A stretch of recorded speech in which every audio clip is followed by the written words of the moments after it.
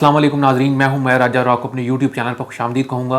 जिन लोगों ने अभी तक चैनल को सब्सक्राइब नहीं किया, काइंडली चैनल को सब्सक्राइब कर लें। इंडिया ने पीएसएल को टारगेट पर रख लिया और रोज़ कोई ऐसी खबर सामने आती है जिस पर से नज़र आता है कि इंडिया को पीएसएल जो है वो किसी सूरत भी कबूल नहीं है। ये क्या, इसकी डिटेल्स क्या हैं, इस पर बात करूँगा। और उसका सोल्यूशन क्या है, फ्यूचर में से कैसे बचा जा सकता है, इस पर बात करूँगा। और इसके अलावा आज मोहसिन नकवी ने प्रेस कॉन्फ्रेंस की और उसमें पीएसएल के अब जो मैचेस हैं वो जी क्लोज डोर होंगे। क्राउड का जो दाखिला है वो मना होगा। क्राउड के बगैर मैचेस अब पीएसएल के हमें देखने को मिलेंगे। काफ़ी बोरिंग मैचेस अब, क्योंकि क्राउड के बगैर तो मज़ा नहीं आता। लेकिन जिस तरह की रीजनल सिचुएशन चल रही है और उससे को देखते हुए ये फैसला जो है एक्सपेक्टेड था। कुछ लोग तो ये बातें भी कर रहे थे कि पीएसएल जो है वो कैंसिल हो जाएगी, लेकिन ये अच्छा डिसीजन लिया कि कैंसिल नहीं हुई और अब क्लोज डोर मैचेस होंगे। तो हमें इस डिसीजन को बैक करना चाहिए, क्योंकि आपको पता है फ्यूल प्राइसेस जो हैं वो दिन ब दिन बढ़ती जा रही हैं और अगले हफ्ते जो है इसमें मज़ीद इजाफे का इम्कान है। तो इस सूरत में अगर 30-35 हज़ार बंदा मैच देखने आ जाता है तो फ्यूल कंजम्पशन उसी हिसाब से बढ़नी थी। तो इस पर अच्छी खासी तनकीद का सामना करना पड़ सकता था पीसीबी को। तो ये अच्छा डिसीजन है, इस पर हमें एज अ पाकिस्तानी इसे सपोर्ट करना चाहिए। अब जो मैंने दूसरी बात की थी कि इंडिया ने कैसे पीएसएल को टारगेट रखा हुआ है।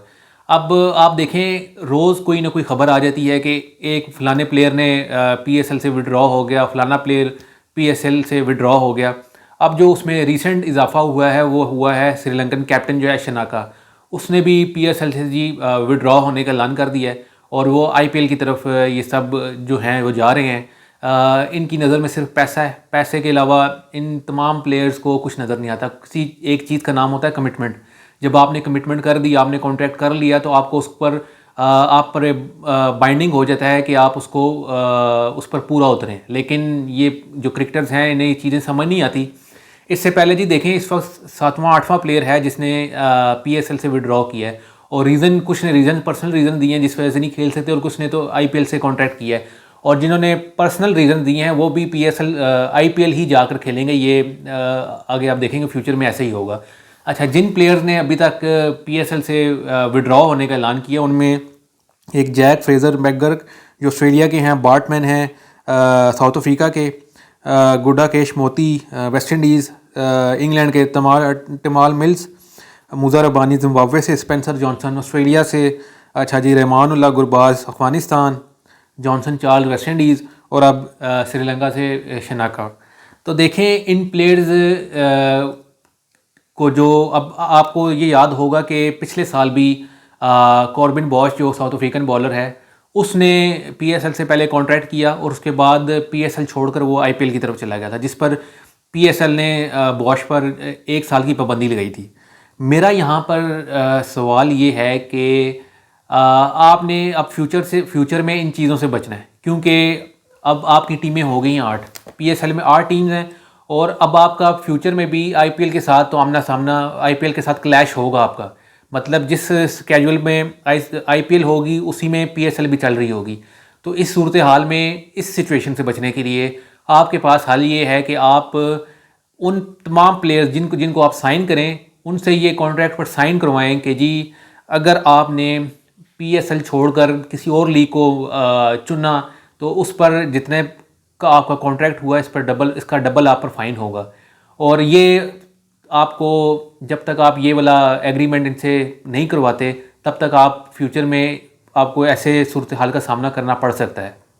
तो पीसीबी को चाहिए कि अभी से ही इस पर प्लानिंग शुरू कर दे, क्योंकि आपके अगले मैचेस जो हैं वो आईपीएल से क्लैश होने हैं। जिस तरह भी ये जो आईपीएल और पीएसएल है ये पैरेलल चलेगी, फ्यूचर में भी ऐसा ही होने का इम्कान है। तो ऊपर से इंडिया को देखें, आईपीएल और पीएसएल का जी देखें, कोई कंपैरिजन नहीं है। आईपीएल जो है वो इस वक्त दुनिया की सबसे बड़ी लीग है इन टर्म्स ऑफ मनी, और जितना पैसा उसमें है उतना तो आप पीएसएल में आप सोच भी नहीं सकते कि इतना पैसा कभी आ सकता है। तो कोई कंपैरिजन नहीं है। लेकिन जिस तरह से आईपीएल वाले, इंडिया वाले, जिस तरह पीएसएल को उन्होंने टारगेट रखा हुआ है, तो उससे नज़र आता है कि इन्हें ये चीज़ खटक रही है। इतनी खटक रही है कि वो प्लेयर जो हैं वो छीन कर अपनी तरफ लेकर जा रहे हैं। तो इन छोटी छोटी चीज़ों पर जब मैं बात करता हूँ तो लोग जो हैं वो उस पर तनकीद भी करते हैं कि मैं इंडिया के पीछे पड़ा रहता हूँ, लेकिन ये चीज़ें हकीकत हैं। अब आपको भी चाहिए। देखें, अब आईपीएल वालों को नहीं पता कि इन क्रिकेटर्स के जो है कॉन्ट्रैक्ट हुए हुए हैं पीएसएल के साथ, तो उन्हें क्यों कॉन्टैक्ट किया जा रहा है। और ऊपर से फिर इन क्रिकेटर्स से भी पूछना चाहिए। इन पर पहले तो पाबंदी लगाएं 4-5 साल की, और उसके बाद फ्यूचर में आप ये क्लॉज जो है, शिक जो है, ये ऐड करें कि जी अगर आपने बीच में पीएसएल छोड़कर किसी और लीग में गए तो आप पर डबल जुर्माना होगा जितना आपका कॉन्ट्रैक्ट हुआ है। तो मैं फिर देखता हूँ कि फिर इनमें से कौन सा प्लेयर जो है वो आईपीएल की तरफ जाता है। तो ये पीसीबी को भी चाहिए। अब आप देखें, इतने सीनियर सीनियर लोग बैठे हुए हैं, तो ये चीज़ें आपको पहले ही नज़र आ जानी चाहिए थी कि आपको पिछले ही एग्जांपल आपके सामने रखनी चाहिए थी और उसके अकॉर्डिंगली जो है वो डिसीजन लेना चाहिए था। लेकिन हमें भी जब तक मजाक अपना ना उड़वा लें तब तक हमें भी सुकून नहीं मिलता। तो अब पीएसएल जो है देखें जी, अब वो 26 मार्च से शुरू होने लगी है। तो कल से मैं अब पीएसएल की जो टीम्स हैं उस पर बात करूंगा कि कौन सी टीम उनका कितनी स्ट्रांग है, कौन सी टीम वीक है। तो इस पर अब कल से बात करेंगे। अब कल हाजिर होऊंगा जी, तब तक के लिए अल्लाह हाफ़िज़।